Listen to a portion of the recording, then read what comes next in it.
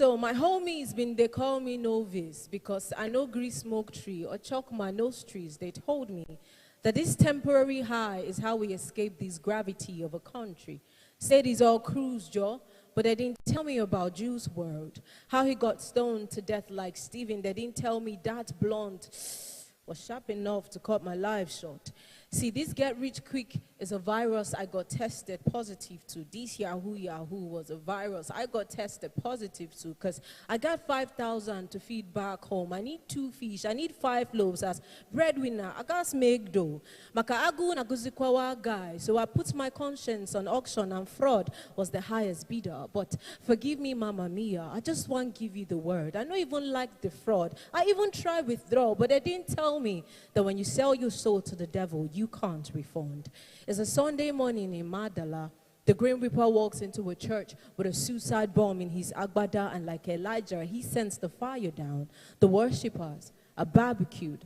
Got me wondering, did their charred bodies become burnt offerings? This is the point where you clap. Alrighty. So I have 2 more poems to go, and this one is titled, Your Excuse is Old Enough, It Should Be Paying Taxes Already. So it's basically about, well, I like to share this backstory because I wrote that poem, I think, sometime last year when I had to sit myself down and I was so pissed at myself. And a lot of people, a lot of young people around me that we have like grown up together wanting to do big things. And then, 1 year passed, 2 years passed, 5 years passed, and you guys are just still there. It's not like you're not doing it, but you know that if you've done it, if you've done more, if you faced your fear, if you faced your procrastination or your laziness, you wouldn't be here. And so this one is titled, Your Excuse is Old Enough, It Should Be Paying Taxes Already. So your excuse is old enough, it should be paying taxes already. All these years, and you're still at that same spot, counting on both hands all the bad hands life has dealt you. Accuse the sun for shining on everywhere else but on your lawn, spit at the rain, for running out of water when it got to your farmland. Call chance the bitter bastard at HR, the hater standing between you and your next level. Your excuse is so next level. So supreme and premium, it puts the P in imperial, quite the white collar, polite and proper. So sleek in speech, it speaks the Queen's English, and so it's easy to forgive that you're broke because your excuse got a rich vocabulary.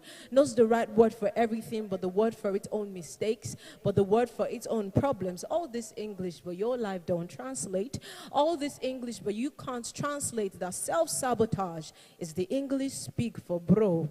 Now you be your own village people, Omaze. Your excuse is a smart kid that sits front row in class, a genius at math, so smart he solves advanced calculus for fun. But God, isn't it puzzling how your excuse keeps failing at the simple matter of figuring out what percentage of the blame is yours and what part belongs to God, to fate, to the outside of your control on a scale of what you can control and what you can't. Tip the blame to your folk. Black tax some of those to mom and dad back home for being too broke, too illiterate, too 2G in a 5G world, never having the required connection. Their legs barely long enough to walk you into rooms that count. Last quarter, you declared your asset and your excuse was your most prized possession. The best gift you ever gave yourself. The only thing you were consistent at. The only art you were diligent enough to make. You make all this excuse and now it has come to make you. You, this 42-year young dreamer, yet to get your dream life, no dream car because you went into a jewelry store, you bought a ring, went down on one knee and asked your excuse to do life with you. And hell, she said yes. Hell, your excuse has been doing life with you and now look, your excuse is old enough, it should be paying taxes already. Alrighty, so last one, I promise this one I'm not shouting at myself or you guys, I'm just talking. And so just help me turn to your neighbor and say, you are doing it. You are doing it. Right. So you're right here, chasing your dreams regardless the nightmares, regardless the wild fear. You're right here. You're doing it, facing your mountains and moving it, claiming your light to be your using it. You always knew that you're a star, but now you're proving it. Thank you. We are doing it. Aren't we? We are doing it. We are doing it. I've been trying to make sure I get one line that I can. I couldn't. And when I almost got it, the thing left from Queen's English into serious Igbo accent. So the Northeast guy could not just cope up. Thank you very much, Ms. L, for that wonderful performance. We quickly just go to the main thing now, and which is the pitch competition. And I'm sure your hearts are going to be thumping within your rib cages. So it's time to introduce that competition, and someone is going to be handling that, a technology strategist, an entrepreneur, a business transformation leader, who is renowned for driving technology-enabled solutions across diverse industries. He's a seasoned entrepreneur and trusted advisor with a unique ability to decode complex business challenges and craft practical, scalable technology solutions. Ladies and gentlemen, through this pitch competition intro is none other but Tommy Ogundira. If your hands are not too busy, please. Tommy, I have to give him a hug. Good afternoon, everybody. It's such an honor to witness this experience and to experience this experience, if I can, if it's not a tautology. Yes. This came as an idea, you know, like when you just conceptualize something and you feel like, okay, maybe it can work. And thanks to everybody that has been intentionally involved in this journey. And honestly, you don't know sometimes how these things shape your own life too, or how shaped your life has been. While I listened to the panelists, okay, actually, you started it for me earlier today, Trident. You did, actually, in that corner. So you sort of like just broke the ice for me, and since that time I'd been thinking, even though I was smiling at people, and I'd just been thinking through my journey in the past 24 years that I started technology thing. And I remember that my first computer, a Macintosh computer, many people may not know Macintosh actually. Macintosh with multicolored Apple kind of design. It was given to me as a gift by my brother, 1996. And that was my first experience to all of these things. We were using those floppy disks that time. And from there, I got my books. So I saw that someone actually made some deposits that gave me direction. Even though then, you would think it's not really, you know, it was like a play. Then what we call play became the real thing, became things we've lived on, things that has now become things that is providing employment to other people also. So what I want to say to all of us, especially the younger people that are under the sound of my voice today, is never play with what you think you are working with right now, because you never know to what extent it would go. And you don't even know, because, okay, like, as we evolve right now, thank you again for the time we had today, because we were talking about, okay, how do we scale? How do we put governance? Okay, the governance we've put in place, is it sustainable enough to make sure that even when you are not there, can this be carried forward? And it started with HTML workshop. You know what I mean? So please, we'll be going into the crux of this event right now. We'll be inviting the competitors that have been able to make it through the stages. How did we start? We started by reaching out to lots of different youths across different youth hubs across Nigeria.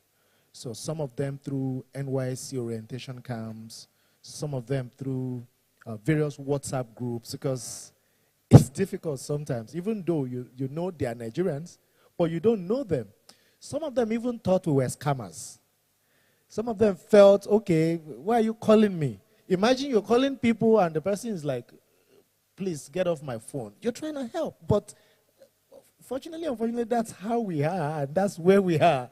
So, but through all of those journeys, we were able to come up with people that signed up for the competition with their pitches, video pitch, to start. And that was the initial stage. And from that, we got the first set of people that made it to the stage we call quarterfinal. So we shortlisted about 33 people. Men and women, young men and young women. And the age range is between 18 and 35, because we were intentional to focus on youth. I think people between the age of 18, some people say 15 and 35, but we went, because Nigeria is 18, right? So we said 18 and 35. If you fall within that age range, you are a youth. And we were able to get youth, male, female, and everything. And as we moved through the journey, we partnered with a number of different organizations. One organization stood out in the mentorship process. So it was a proper boot camp, even though it was virtual. They had various trainings, various hands-on experience. Mr. Stanley of Blue Brain, thank you so very much. It was a very beautiful experience for me personally. I went back to learn. Even though I don't know how you take that, but it's my truth, it's my reality, because I was sharing with you this afternoon that iron does sharpen iron. That's the only way iron gets better. So thank you. And thank you to your team also for your through this journey. And all the finalists, you would agree with me also. Mr. Stanley was phenomenal, right? Claire. Right? Claire. Kenneth. Abulariwa. And other people that I didn't mention their names. So without taking much of our time, because we have quite a lot to do, and this is the art of the matter. We will be having the judges. I think we should have the judges on the high table, please. Looking for the names. First of all, Engineer James. Oh, I got it right? I did? Wow, I'm a Nigerian. That's so good. I didn't know I would pronounce it well, but I did well. Please, please. Thank you so very much, sir. Engineer James is an accomplished electrical engineer and an ICT consultant with over 15 years of experience in network engineering and security, system administration, project management, and system integrations. His expertise includes network system design, RF engineering, VISA, transmission technologies, and power off-grid solar systems and solutions. So he's coming in with lots of industry experience. This is a man whose hands have been dirty over and over again on the field. So guys, I know you're up for this, and I know you'll give it your shot. The next person is Mr. Udochi Ododo, a man driven by committed and commitment, intentionality towards excellence. He's been involved in various continuous learning and the pursuit of innovation. His experience has honed his ability to adapt to evolving technologies and industry trends. This enables him to provide valuable insight and solutions.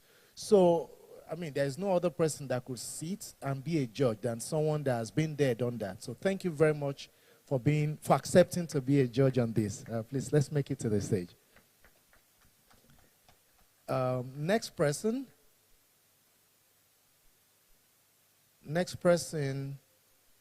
is my very own person, Mr. Chidi. Mr. Chidi Nwosu. Mr. Chidi Nwosu is a dynamic and result-oriented person, developer, ICT consultant, and a media technologist with extensive experience in designing, developing, and deploying software applications, enterprise solutions, and digital content. Do we have Mr. Chidi? Yes, please. If you allow me, it's so nice to see you in person. I know we've spoken several times on the phone. I mean, listening to him, you would want to listen to him again. I must shake you. Thank you. Thank you for impacting me so much. We have Mr. Chidi. So we have a balance now. You know why there are three? So just in case people are leaning towards one side, we can have a tiebreaker. So that's why they had three. And I think we're at the point where we should get to the art of the matter. So I'll call the names in the order I'm given. The contestants, like I said, they came from all over Nigeria. So this is not just an Abuja thing. We have several people. People applied for this competition from northeast, northwest, south, southeast, southwest. People from Oyo State, thank you, brother. People from Oyo State, people from Niger State, people from Lagos State, people from Benue, people from Nasarawa, Abuja, FCT, Port Harcourt. From Cross River. So it's actually today we actually have people that came from Lagos. Today we actually have people that came from Lagos. The first person that is going to go. The first person that is going to go. You have 5 minutes. Please, can we prepare the slide for Abdul Haq Shomoye? Can we prepare for him? So let's invite Shomoye to the podium. Shomoye, I wish you all the best. But this is your mic. This is the part where your teachers cannot help you now. No matter how he loves you, and no matter how we love you, you have to. It's me and you now. You have to want it. That's the only way. So I wish you all the very best. But this is the part where I've brought people to test your work with fire. May it come out like gold. All the best. 5 minutes. It's okay. Just calm down. It works. Speak to it. Speak to it. I'll give you this one. It works. Just calm down. Good day, everybody. My name is Abdul Haq Shomoye, and I am here to pitch I don't know if you can get this slide. What's up? So MedLedger, the next slide. We have a mission, which is the innovation of the Nigerian healthcare sector through technology. Next slide. So when we are talking about the problem, I have, let me go through the one on the slide before I go through my own personal audio. So 70% of the healthcare records in Africa is paper-based, and this creates a large margin for error. And this error leads to about 10% hospital deaths in Nigeria yearly. And we have about 450 billion naira, which is lost due to medical record inefficiency. That is through fraudulent HMOs, through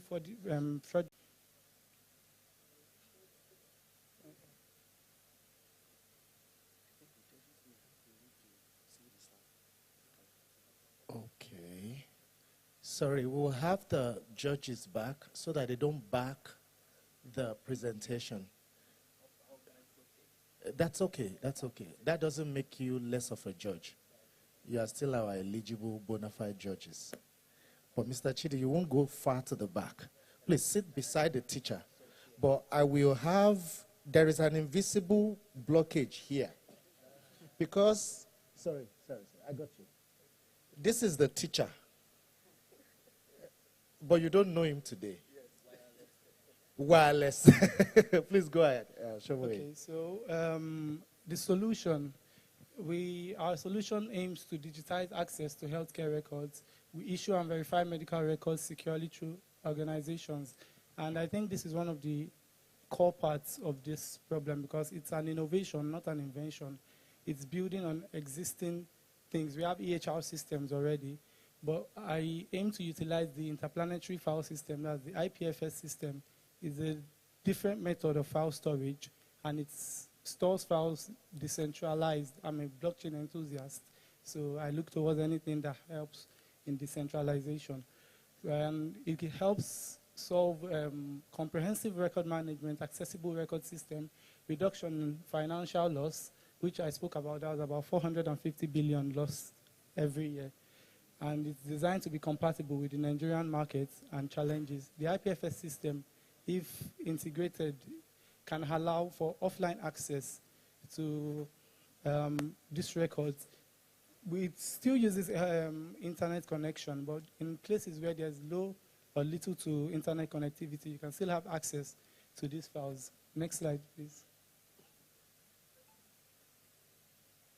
Okay, so I'm just going to go through the milestones where the ideation phase in May, when we started with the RemotewebNET, and in June we have the training. We continue with the training with RemotewebNET, idea refinement, and already have a mini prototype available. In July, I'm currently doing increased market research, meeting hospitals and getting dates to come and understudy or shadow how they actually keep their records and how those things are being moved. I have an idea, I've worked there before, but then I have to go around different tools and understand more about how these records are being kept and are transferred from departments to departments, from maybe the OB&G to the radiology labs to every other places. And then in August, I'm looking to research never ends, so you keep doing research, you keep learning more about what you are doing, and then we would aim to have a pilot launch and maybe test out with a few places and see how the system holds up. Next slide. So you might ask why now? We have an estimated 200 million Nigerians, and the need for quick access to patient records grow. The African electronic health record market, that's the EHR market, is valued at $424 million as of 2022, and is estimated to have a CAGR of 5.5% till 2030.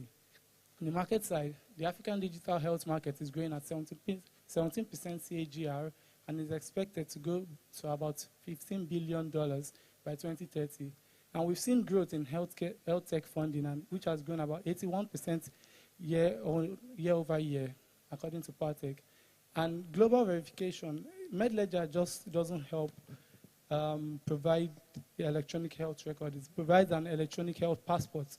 So during post-COVID, the need for portable, trusted health records has become global. MedLedger positions itself as the backbone for verifiable health records in Africa and beyond. Next slide, please. Then we look at the market feasibility.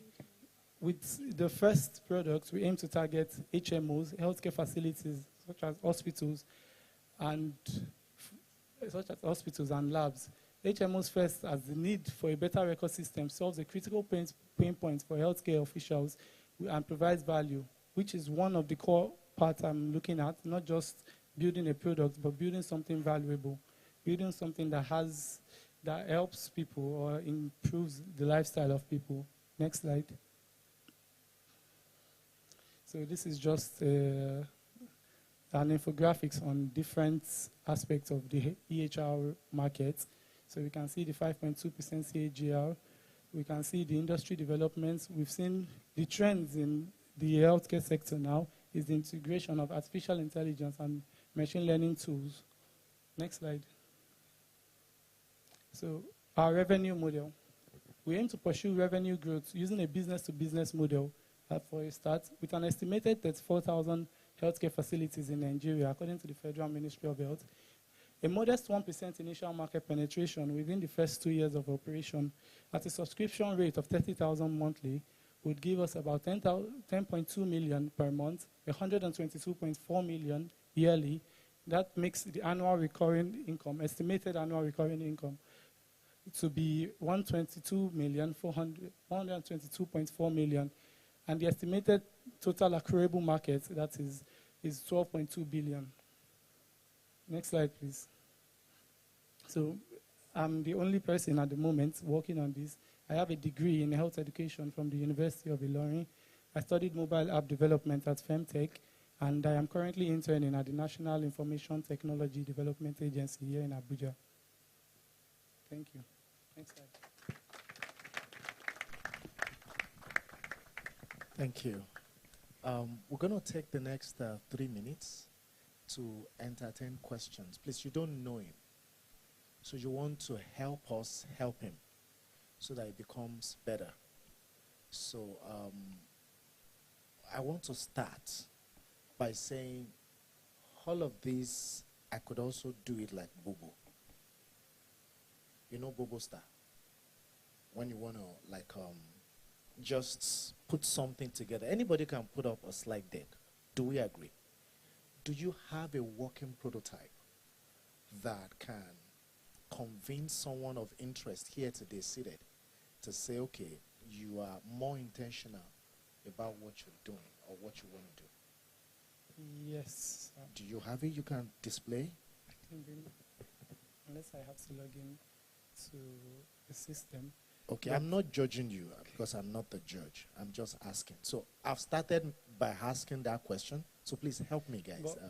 Can I address that a bit? The working prototype is built to just explain the aspects, since I can't view it now. It's built currently. I use React, and the IPFS integration is available. And I'm still writing down the smart contracts because that's the blockchain integration part of it. Smart contracts help to verify authenticity, let's say from the hospital. And for the global passport, it allows you to be able, let's say at the embassy, at the airport, you can verify through Red Ledger that this person has this medical record or is fit. Okay, all right, thank you. I'll take one question. Yes. I'll take two questions. My moderator said, you know, I also work for a boss. I'm a man under authority. I don't want the man under authority to be kicked out by the authority. The authority said I don't have too many. The authority said I don't have too many leeway of entertaining questions. But notwithstanding, you ask your question. Thank you very much. A very nice product and a very nice presentation, very nice. And it's something that people, you know, when people travel out of the country, it's there everywhere and it's not in Nigeria. So my question very quickly is, it's nice for us here. How do you sell it to the end producer? Because they are comfortable with their system. Is it, you know, the hospital down the road, they may not have the funding, they are happy with what they have. How do you break into the market? Do you have a plan, a marketing plan to break into the market? Thank you very much, sir. So currently, I've been visiting hospitals, explaining what the product is all about. And we already have hospitals telling me that we have an EHR system in place. But ours does things different. Ours does things differently with the introduction of record storage through IPFS and the low entry. There's still much more to be done in terms of finance to understand if 30,000 is going to be enough. But looking at the current EHR systems, the list they take from hospitals is about 700,000 a year per EHR system. And entering into the market, I feel 30,000 naira is sustainable for majority of healthcare facilities. And we could have pilot programs where we might not be able to offer the full feature, but let's say for primary healthcare where it is needed most, you can offer your product to assist. It's not here to take away most people's jobs, but it's here to assist and offer more value to the market and ease them in doing their jobs. Okay. So sorry. You see, Jessica, I love you, but I won't be able to take that question. What is the first time I've been here? Okay, thank you, everybody. Okay, thank you, everybody. Can we put this together for Shangari? Where is it? It's your stage. It's all right. It's okay for him to say, right? Good. Thank you. the authority that I report to has carried my laptop. Authority, where are you? I love this authority in white and black. Okay, I'm going to call the next person if the authority doesn't give me my screen. Oh, love you. I love you too. See, when you have helpers from many sides, your life will not be stranded. The next person is Claire. Claire is from Abuja. She's an innovator, and she's been part of the journey as well. A number of different ladies made it through to the shortlisting, but she's the only one that made it to the final. Can we put our hands together for Claire? Thank you. If you look at him, we can't help you. If you look at him, So just look straight. So just look straight. Thank you. Hello everyone. My name is Claire Omwa Eruwanga. Have you ever needed something on campus? I know some of us here may not be on campus again, but when you were in your university days, you needed something.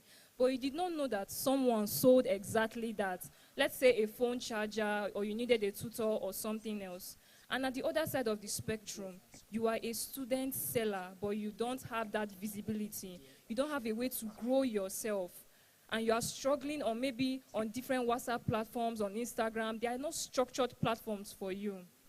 This is where TrickSmart comes in. So TrickSmart is an e-commerce application that connects student sellers to student buyers. We are not just another e-commerce application. We are powered by two innovative features. The first of this feature is our smart feed. So what is our smart feed? It is powered by AI and machine learning, particularly matrix formation. What it does is that it recommends products to student buyers and sellers based on their user buying behavior or any other activity that is going on their campus. Quite innovative, right? Even them Jumia and Konga, they don't have something like this. Then our second innovative feature is what I call first come, first serve. So what our first come, first serve feature does is that when you are in need of something as a student buyer or a buyer, the system sends your request to all the sellers that are under that product category that you are looking for. You have never heard of that before, honestly speaking. My slides, please. All right. Okay, so the next thing on it is our business model. How do we intend to make money on this platform?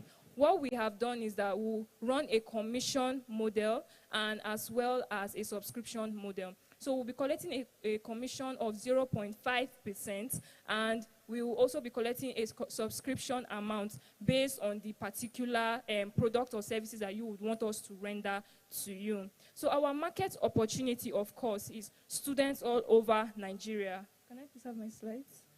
Okay. All right. Okay. So our target market is students all over Nigeria. So our total addressable market is students all over the country. Then our service obtainable market is 8% of our service attainable market. So far, we'll be able to capture 8% of it. So our traction and what we have achieved so far is that in my school now, university where I started from, we have been able to get over 128 sellers and over 1,400 students on our WhatsApp community, which will transition to our web application, which will come out next year. And for our financial projections, hopefully by God's grace, we intend on making over 18 million per year. And our go-to-market strategy is that we'll have campus ambassadors in each university. Once we get our campus ambassadors, they will not tell other students in the university that, oh, TrickSmart wants to come and serve you as a student buyer or a student seller. Then once that is, okay. So when the campus ambassadors tell the students about it, we would now introduce our community. Once people join the community, they will now transition these people on our community to our web application. So TrickSmart, we are creating more than just another e-commerce platform, as I said earlier. We are trying to create something that is trustworthy, scalable, sustainable. Because the students that are using it, they are not just only studying. We are also trying to create, to build, to help our country, Nigeria, grow. Because even one of the speakers talked about economic growth and development, and that is what TrickSmart is trying to do. So, Trick Smart, connecting buyers, growing businesses. I remain clear, and thank you for your attention. Thank you very much. The powers that be, you know, this power, we are sharing the power together. The powers that be said, I can only have one question. It's an agreed power. It wasn't vested on me. I agreed to it as well. So who is that one question person going to be? Do we have questions for Claire? Okay. All right. She says she has question for Claire. Please go ahead. Good afternoon, everybody. So going from what you said you are different from Jumia, you are different from Konga, and basically other e-commerce. So I want to ask, how are you different? One.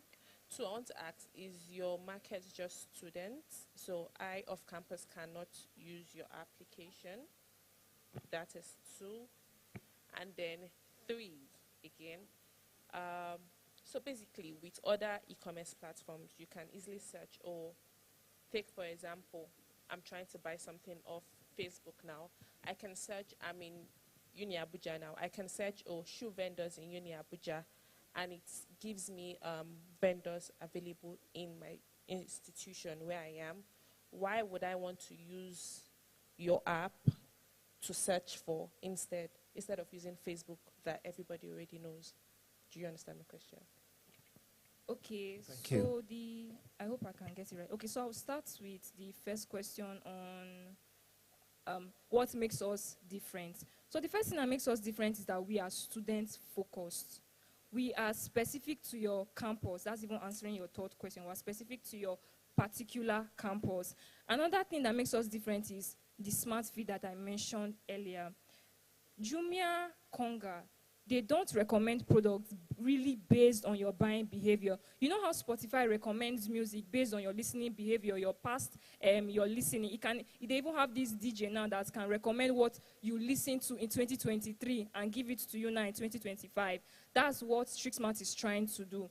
We are trying to give students products based on how they buy, when they buy. They even give you when you don't even know that you need a particular product. We recommend that to you. The next thing I'll